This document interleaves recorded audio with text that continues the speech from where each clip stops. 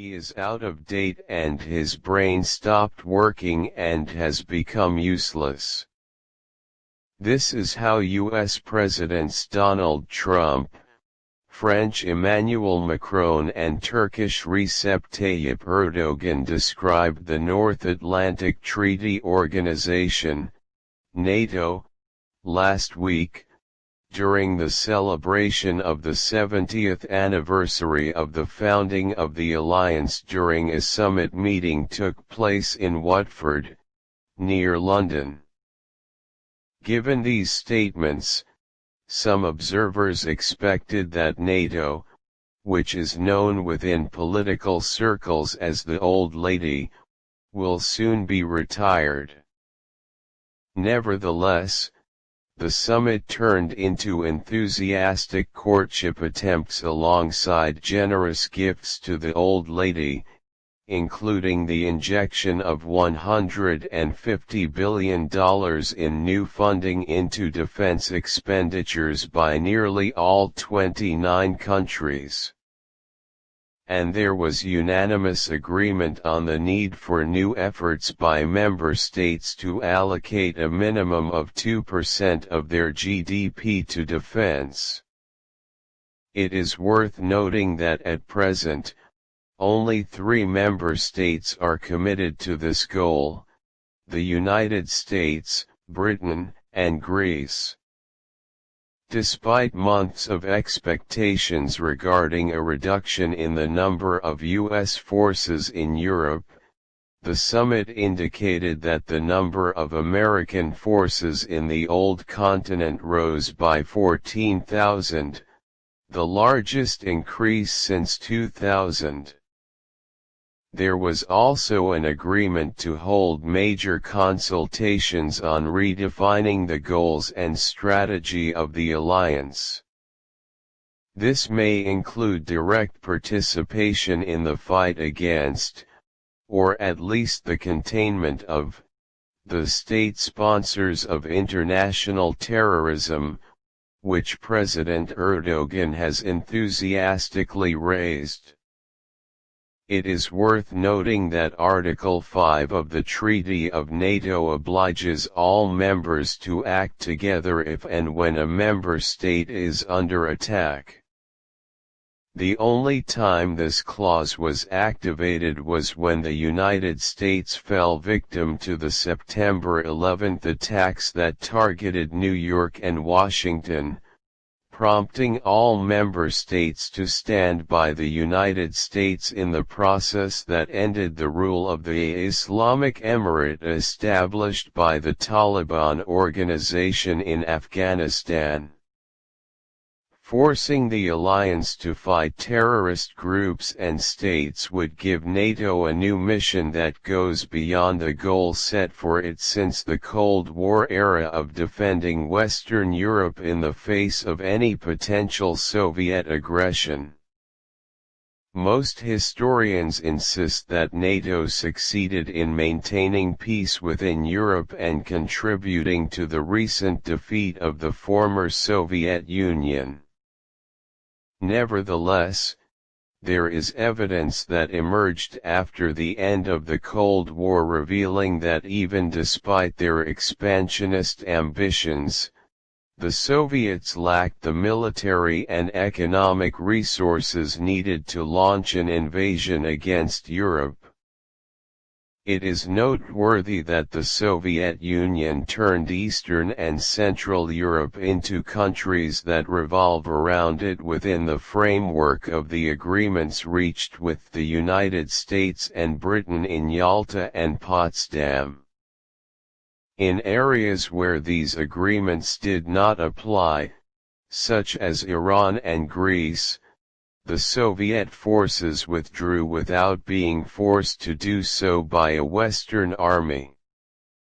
Within Europe, Moscow did not try to directly control countries that did not respond by the Yalta and Potsdam agreements, even when these countries were ruled by communist regimes, as was the case in Romania and Yugoslavia.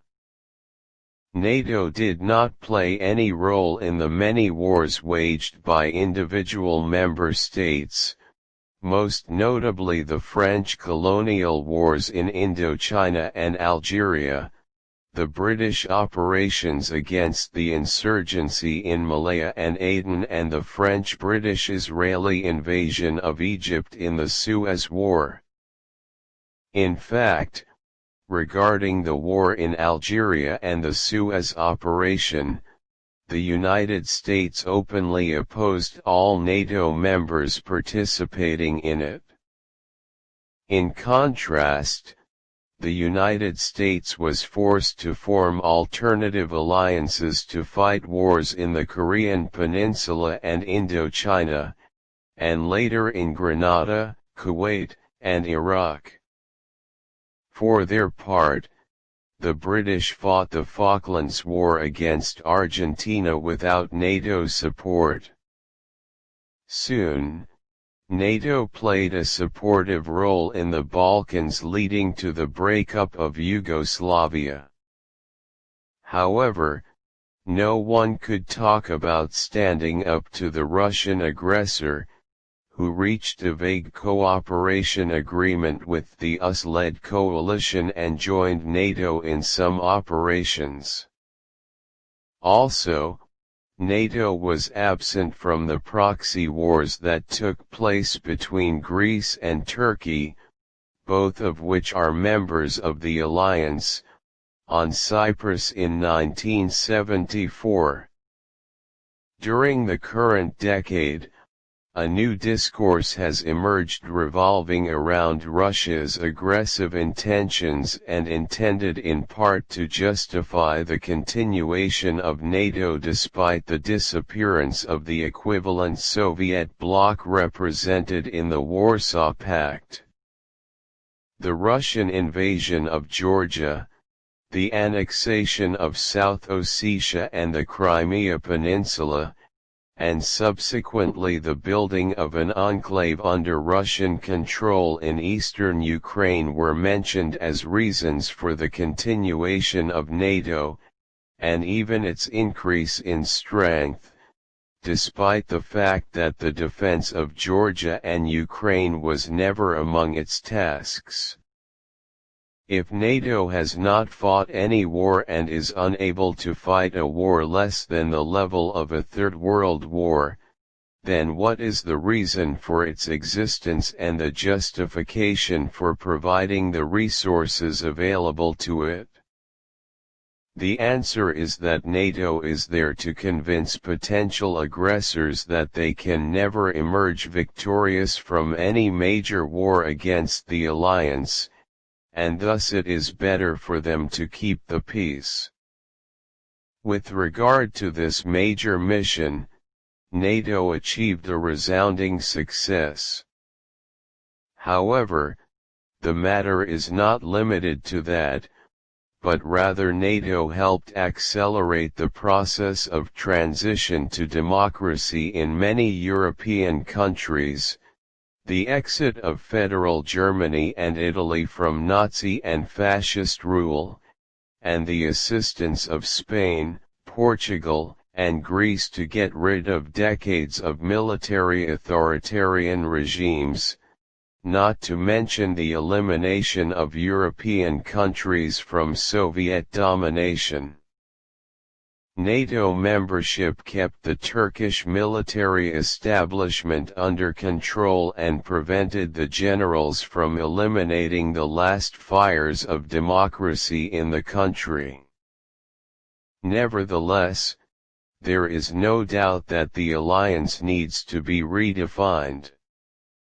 For his part, President George W. Bush did something by taking steps to expand the alliance by including new members and associate members such as Georgia, Tajikistan, Kyrgyzstan, and Uzbekistan near the end of his term.